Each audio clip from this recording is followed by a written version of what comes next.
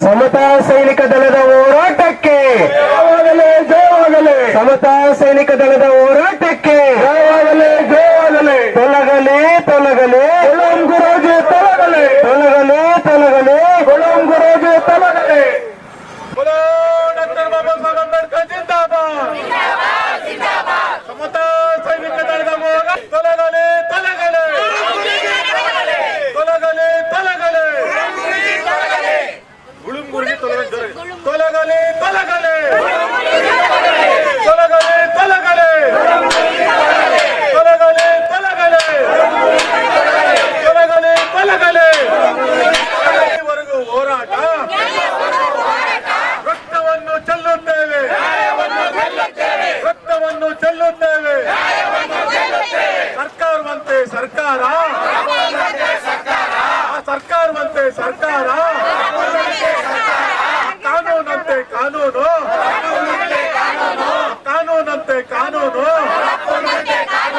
ತೊಲಗಲಿ ತೊಲಗಲಿ ತೊಲಗಲಿ ತೊಲಗಲಿ ತೊಲಗಲಿ ತೊಲಗಲಿ ತೊಲಗಲಿ ತೊಲಗಲಿ ಜೈ ಜೈ ಜೈ ಜೈ ಜೈ ಬೇ ಜೈ ಜೈ ಜೈ ಜೈ ಜೈ ಬೇ ಅಯ್ಯಯ್ಯೋ ಅಯ್ಯಯ್ಯೋ ಬೇಕು ಬೇಕು ಬೇಕು ಬೇಕು ಬಡವರ ವಿರೋಧಿ ಸ್ವಾಮೀಜಿಗೆ ಬಡವರ ಆಸ್ತಿಯನ್ನು ನುಂಗುತ್ತಿರುವ ಸ್ವಾಮೀಜಿಗೆ ದಲಿತರ ಆಸ್ತಿಯನ್ನು ನುಂಗುತ್ತಿರುವ ಸ್ವಾಮೀಜಿಗೆ ವಿರೋಧಿ ಸ್ವಾಮೀಜಿಗೆ ವಿರೋಧಿ ಸ್ವಾಮೀಜಿಗೆ ಬಡವರ ಆಸ್ತಿಯನ್ನು ಕಬಳಿಸುತ್ತಿರುವ ಆರ್ಟ್ ಆಫ್ ಲಿವಿಂಗ್ ಸ್ವಾಮೀಜಿಗೆ Ravishankar Guruji art of living ಆಶ್ರಮದ ಮುಂಭಾಗ ಸಮತಾ ಸೈನಿಕ ದಳ ಮತ್ತು ವಿವಿಧ ಸಂಘಟನೆಗಳೊಟ್ಟಿಗೆ ನಾವೆಲ್ಲ ಸೇರಿ ಇವತ್ತಿಂದ ಅನಿರ್ದಿಷ್ಟ ಕಾಲ ಧರಣಿ ಸತ್ಯಾಗ್ರಹಕ್ಕೆ ಇವತ್ತು ಇಟ್ಕೊಂಡಿದ್ದೇವೆ. ಉದ್ದೇಶ ಒಂದೇ, ಸುಮಾರು ವರ್ಷಗಳಿಂದ ಹೋರಾಟಗಳು ಮಾಡ್ತಾ ಇದ್ದೇವೆ ಸಮತಾ ಸೈನಿಕ ದಳದ ವತಿಯಿಂದ ಮತ್ತು ಬೇರೆ ಬೇರೆ ಸಂಘಟನೆಗಳ ವತಿಯಿಂದ. ಬಡವರ ದಲಿತರ ಅನೇಕ ದಲಿತರ ಜಮೀನುಗಳನ್ನ ಇವರು ಕಬಳಿಕೆ ಮಾಡಿಕೊಂಡು ಒಳಗಡೆ ಹಾಕೊಂಡಿದ್ದಾರೆ. ಏನ್ ಕಗ್ಲಿಪುರ ಸರ್ವೆ ನಂಬರ್ 46ರಲ್ಲಿ 60 ಎಕರೆ ಜಮೀನನ್ನ 30 ವರ್ಷಗಳಿಗೆ ಸರ್ಕಾರದ ವತಿಯಿಂದ ಲೀಸಿಗೆ ಪಡೆದಂತ ಈ ಗುಳುಂ ಗುರೂಜಿ 30 ವರ್ಷಗಳ ನಂತರ ಯಾವುದೇ ರೀತಿ ಸರ್ಕಾರದ ಅನುಮತಿ ಇಲ್ಲದೆ ಸರ್ಕಾರದಿಂದ ಯಾವುದೇ ರೀತಿ ಇವ್ರಿಗೆ ಇರೋದಿಕ್ಕೆ ಆಶ್ರಯ ಇಲ್ಲದೇನು ಸಹ ಸರ್ಕಾರವನ್ನೇ ಬ್ಲಾಕ್ ಮೇಲ್ ಮಾಡೋ ಮಟ್ಟಕ್ಕೆ ಈ 30 ವರ್ಷಗಳಲ್ಲಿ ಬೆಳೆದಿದ್ದಾರೆ. ರಾಜ್ಯ ಸರ್ಕಾರ ಮತ್ತು ಕೇಂದ್ರ ಸರ್ಕಾರವನ್ನ ಅಲ್ಲಾಡಿಸುವ ರೇಂಜ್ಗೆ ಇವರು ಬೆಳೆದಿದ್ದಾರೆ ಇಲ್ಲಿ ಅಂತ ಹೇಳಿದ್ರೆ ಇನ್ನೆಷ್ಟು ಕೋಟಿಗಳು ಇವರು ಲೂಟಿ ಮಾಡಿದ್ದಾರೆ ಅಂತ ಹೇಳ್ಬಿಟ್ಟು ನಾವೆಲ್ಲರೂ ಅರ್ಥ ಮಾಡ್ಕೋಬೇಕಾಗಿದೆ. 60 ಎಕರೆಗೆ ಹಾಕೊಂಡಂತ ಗುರೂಜಿ ಮೊನ್ನೆ ಸರ್ಕಾರಕ್ಕೆ ಮತ್ತೊಮ್ಮೆ ಅಪೀಲ್ ಆಗ್ತಾರೆ, ಅರ್ಜಿ ಸಲ್ಲಿಸ್ತಾರೆ ಕೇವಲ 33 ಎಕರೆಗೆ. ಇನ್ನು ಉಳಿದ ಜಮೀನು ಎಲ್ಲೋಯ್ತು, ಏನ್ ಮಾಡಿದ್ರಿ?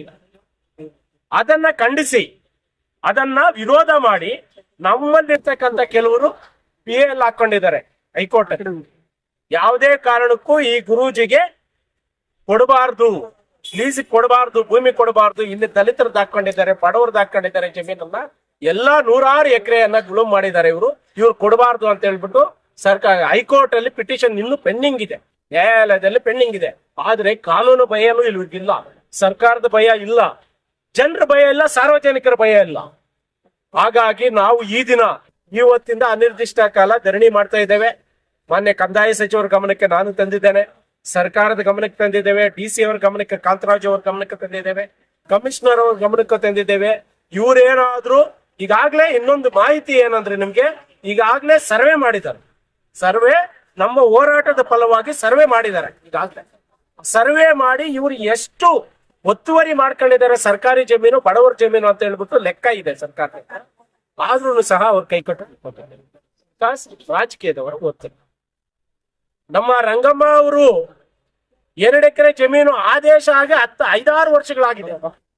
5-6 ವರ್ಷಗಳು ನೋಡಿ ಮುದುಕಮ್ಮ ಯಾವ ಮಟ್ಟಕ್ಕೆ ಬಂದಿದ್ದಾರೆ ನೋಡಿ ಪಾಪ. ಇವ್ರದ್ದು ಆದೇಶ ಆಗಿದೆ, ಸರ್ಕಾರ ಆದೇಶ ಮಾಡ್ಕೊಡ್ತಾರೆ, ಸರ್ಕಾರ ಅಧಿಕಾರಿಗಳೇ ಬಂದು ಇಲ್ಲಿ ಭೂಮಿ ಬಿಡಿಸ್ಕೊಡ್ಬೇಕಾಗಿರೋದು. ಆದ್ರೆ ಕರ್ತವ್ಯವನ್ನು ಮರ್ತಿರ್ತಾ ಇದ್ದಾರೆ ಇಲ್ಲಿರ್ತಕ್ಕಂಥ ಅಧಿಕಾರಿಗಳು. ಹಾಗಾಗಿ ಇವರು ಭೂಮಿನೂ ನಮ್ಗೆ ವಾಪಸ್ ಕೊಡ್ಬೇಕು, ದಲಿತರ ಭೂಮಿನೂ ವಾಪಸ್ ಕೊಡ್ಬೇಕು. ಸರ್ಕಾರದ ಭೂಮಿ ಎಷ್ಟು ಒತ್ತುವರಿ ಮಾಡಿದರೆ ಅವೆಲ್ಲವನ್ನು ವಾಪಸ್ ಕೊಡೋ ತನಕ ನಾವು ಸಮತಾ ಸೈನಿಕ ದಳದ ವತಿಯಿಂದ ಇಲ್ಲಿ ಕದಲೋದಿಲ್ಲ. ಏನೇ ಆಗ್ಲಿ ನಾವು ಪ್ರಾಣವನ್ನ ಲೆಕ್ಕಿಸಲಿ ಇಲ್ಲಿ ಕುತ್ಕೊಂತೀವಿ. ಏನೆಲ್ಲ ಒತ್ತಡಗಳು ತಂದಿದ್ದೀರ ಅಂತ ನಮ್ಗೆ ಗೊತ್ತಿದೆ. ನಿಮ್ಗೆ ಮುಂದಿನ ದಿನಗಳಲ್ಲಿ ಇದನ್ನ ಜಯ ಆದ್ಮೇಲೆ ಪತ್ರಕರ್ತರ ಮುಂದೆ ಎಲ್ಲ ದಾಖಲಾತಿಗಳ ಸಮೇತ ಮಾತಾಡ್ತೇವೆ. ಎಲ್ಲ ದಾಖಲಾತಿಗಳ ಸಮೇತ ಮಾತಾಡ್ತೇವೆ. ನಾವು ಯಾಕೆ ಇಷ್ಟು ವರ್ಷಗಳಿಂದ ನಾವು ಟೈಮ್ ಕೊಟ್ಟಿದೀವಿ ಅಂತ ಹೇಳಿದ್ರೆ, ಕಾನೂನಲ್ಲಿ ನಮಗೆ ಬಹಳಷ್ಟು ಒಡಕೆಗಳು ಬಂದಿದೆ. ಕಾನೂನನ್ನ ಜಯಿಸ್ಕೊಂಡು ಇಲ್ಲಿಗೆ ಬಂದಿದ್ದೇವೆ ನಾವು. ಇವತ್ತಿನ ಬೆಳಿಗ್ಗೆ 11 ಗಂಟೆ ತನಕ ಇವರು ಸಹ ಕೋರ್ಟ್ಗಳಲ್ಲಿ, ನ್ಯಾಯಾಲಯಗಳಲ್ಲಿ ಇಲ್ಲಿಗೆ ಹೋರಾಟ ಮಾಡಿಸಬಾರ್ದು ಅಂತ ಹೇಳಿ ಬಹಳಷ್ಟು ಪ್ರಯತ್ನಗಳು ಮಾಡಿದ್ದಾರೆ. ಆದ್ರೆ ಇಲ್ಲಿರ್ತಕ್ಕಂಥ ನಮ್ಮ ರಾಜ್ಯ ಖಜಾನ್ಸಿಯವರಾಗಿರ್ತಕ್ಕಂಥ ಕೆಂಚಯ್ಯವರಾಗಿರ್ಬೋದು, ರಾಜ್ಯ ಕಾರ್ಯದರ್ಶಿ ಆಗಿರ್ತಕ್ಕಂಥ ಕುಳುಕಮಲ ಗೋಪಾಲ್ ಅವರಾಗಿರ್ಬೋದು, ನಮ್ಮ ಗೋಪಾಲ್ ಅವರಾಗಿರ್ಬೋದು, ಎಲ್ರೂ ಸಹ ಕಾನೂನಲ್ಲಿ ಇವ್ರಿಗೆ ಪರಿಣಿತಿ ಇದೆ. ಕಾನೂನಲ್ಲಿ ಯಾವ ರೀತಿ ಆದೇಶಗಳು ತಗೋಬೇಕು ತಗೊಂಡ್ ಬಂದಿದ್ದೀವಿ. ಇಲ್ಲಾಂದ್ರೆ ಇಲ್ಲಿ ಅಷ್ಟು ಸೀರಿಯಸ್ ಆಗಿ ನಮಗೆ ಹೋರಾಟಕ್ಕೆ ಜಾಗ ಕೊಡ್ತಾ ಇರ್ಲಿ. ಸರ್ಕಾರದ ಅಧಿಕಾರಿಗಳು KS, IAS, IPS ಅಧಿಕಾರಿಗಳನ್ನ ಒಳಗಡೆ ಬಿಡೋದಿಲ್ಲ ಇಲ್ಲಿ ಅಂತ. ಇದ್ರ ಇಷ್ಟು ಕಠಿಣವಾದಂತ ಕಾನೂನು ನಮ್ಮಲ್ಲಿ ಇಲ್ಲ.